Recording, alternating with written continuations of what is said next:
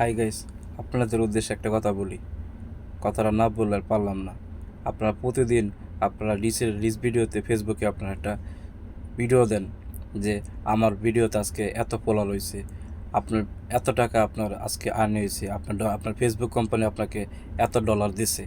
আপনি ভিডিওটা কি একদিন আগে ছাড়ছিলেন? আপনি নিজের ভিডিওর টাইমটাকে দেখবেন। আগে নিজের ভিডিওর টাইমটা দেখে তারপরে ভিডিওতে আগে ভিডিও পোস্ট করবেন, যাতে আমাদের মতো নতুন ইউজাররা এত মাথা নষ্ট না হয়। আগে নিজে কতদিন আগে ভিডিওটা ছাড়ছেন, আপনি ডলার পাইছেন, আপনি একটা ভিডিও একদিন ছেড়ে তারপরে দিন কি আপনি ডলার আপনাকে ফেসবুক কোম্পানি আপনাকে দিয়ে দিচ্ছে? কখনোই না।